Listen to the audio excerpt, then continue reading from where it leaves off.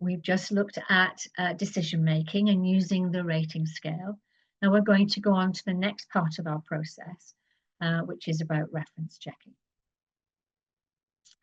And as I mentioned earlier when we were going through WASP, at the end of the interview, it's important to check that the referees are stated in the candidate's application form or on their covering letter, and that you've got the information that you need to take references before the volunteer is appointed. Now, again, this is an interesting point. Do you take references before the person is appointed or after? I would say before, but Cheryl may have some questions that she's had asked to her that may be sort of giving a different context to that. But I would say before the person joins you, you need to have taken the references. So they've been given a positive decision. Yes, we'd love to bring you on board for this role. We're now going to take references. So in terms of taking references, in your application form or your request for applications, it's important to ask for 1 or 2 personal references, for personal referees that have known the candidate, say, for 2 years, and that they provide the contact details of either the phone or the email of the referee. Again, whether you're going to do that by phone or by email, it's important when you're contacting referees that you introduce yourself and your organisation and explain the basics of the role. And ask the referee things like, how long have you known this person? In what capacity do you know them? So if somebody's given you a person's name and you say, in what capacity do you know them? Oh, I'm their cleaner. Then that person may not give you an accurate assessment of how well they might do in the role. So the person needs to be able to talk about how they think the person will be able to thrive in the role and what they might be able to contribute in the role. So really important that you ask those questions, but very importantly to ask how the referee knows the candidate. Now, for some roles, a DBS check is required. Now, you likely will have mentioned this not only in your interview, but in your advert. So the advert, it should mention the DBS check. The interview will include that as part of the wrapping up of the interview, and you'll explain to the candidate how you'll go about the DBS check. Certainly for volunteers that have got person-facing activities, it's really important to complete the DBS check before they start from a safeguarding perspective, that you have the DBS before they start their person-facing activities.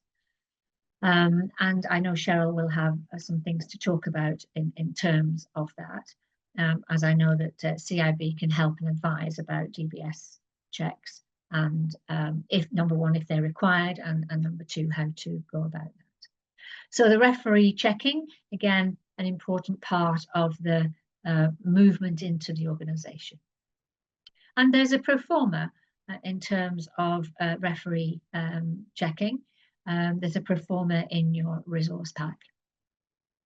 Again, this might be a new thing to think about, how you go about getting references.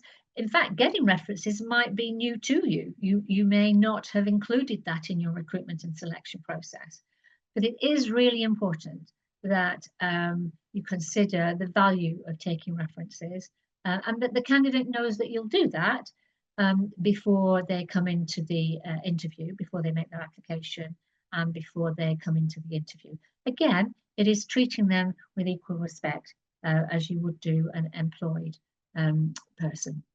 So perhaps now is a time to pause the video and think about the implications of taking references for candidates that you will be in interview with coming up.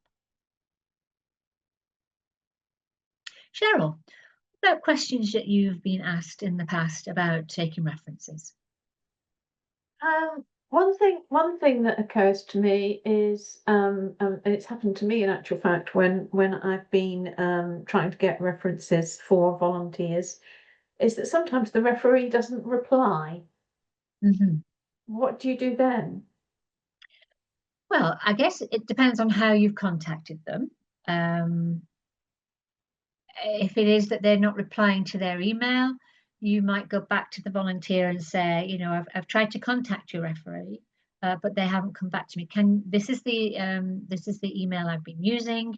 Can you just check that's accurate? So I think it's important to loop into the process the candidate if the referee is not responding. Perhaps some things happen. Perhaps that referee might have been hospitalized, might be away on holiday, etc., etc.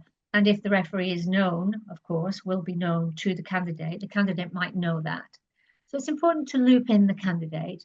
And after a couple of attempts, I would say, after a couple of attempts, a couple of emails, if you've had no response, is to go back to the volunteer and say, I'm not having much luck with this referee. I've tried a couple of times. Do you want to provide me with a new referee? Or do you know any circumstances that might detract from the person being able to answer me? Yeah, common sense sounds like it's the order of the day. Yeah, yes. Well, and respect also. So it's a bit late when you have someone come into the organization and then you say to them, oh yeah, we weren't able to get your references. That won't be a good feeling for the candidate, particularly when the candidate knows that that's part of your process. I Yes, think it is important to loop the candidate in on that if you're not having much luck. yes, yes, definitely. Um, One thing that you didn't mention, and I've quite often seen it appearing in requests for references, is that the referee mustn't be a family member. Is that still the case? Is that good practice? Yeah, I'm not sure that there's specific either legislation or rules and guidelines about that.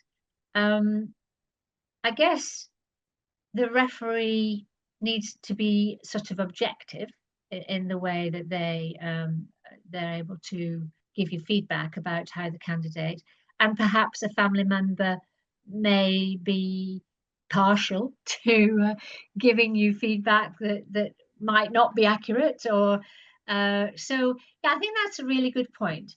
So I think it would be probably um, yeah. I mean, if you think that that's not a good idea for the kinds of volunteers that you have coming forward, then it's important to state that on your when you're asking for volunteers on their application form, ensure that the referees are not family members. And of course, you will assess that by when you ask the referee, in what capacity do you know the candidate? You'll get an idea of that when you ask that specific question. Yeah, thank you. You did mention DBS checks, and we do in CIB offer advice on whether you need to get a DBS check, because what we see quite a lot is that an organisation might have a policy of running a DBS check on everybody Oh as yeah. a matter of course, or they may not distinguish between the tasks that people are doing in relation to the service user. And so they'll just use take out an advanced check on everybody, whereas sometimes a basic check will be quite sufficient if somebody's just working in the office and not doing much in the way of regulated activities at all. So we would urge people to think about, to become acquainted with what the requirements are in terms of regulated activities, like being in regular contact with children or vulnerable adults. But then that means being in regular contact. It doesn't mean having access to their paper file. That's something rather different. Because what we are aware of at the moment is that if there are a lot of applications going through at the same time, it can slow things down. So it's a question of becoming acquainted with the rules. We do offer advice on that within CIB, and are quite happy to hear from people who'd like to know more about DBS. Great. And again, in terms of that area of engagement with service users, would I be right in assuming that CIB would always check that the organisation has a safeguarding policy? We are not. It would depend on what we are doing with the organisation, obviously, but we would recommend that they have a safeguarding policy. But we don't police things as such. So we wouldn't say you can't have any DBS training if you haven't got a safeguarding policy, for example. But we would definitely recommend that people have a safeguarding policy and that everybody knows what to do if they are concerned about something. Who the safeguarding officer is within the organisation, and as a rule of thumb for a volunteer, it would be talk to your volunteer manager. That's the basic rule of thumb. But it may be that a particular organisation has got a different process, and not every organisation has to have the same route. So long as there is a route and people know what happens if they do see something wrong, who they're supposed to speak to, and what happens, what the process is from there on in. Great. Thank you. Yeah. Thank you for that clarity. Thank you for that clarity, because obviously DBS and safeguarding kind of go hand in hand, don't they? So they do. Yeah. Yes. Thank you for that. Thank you for that. Well, thank you for all the information that you've given us in this episode.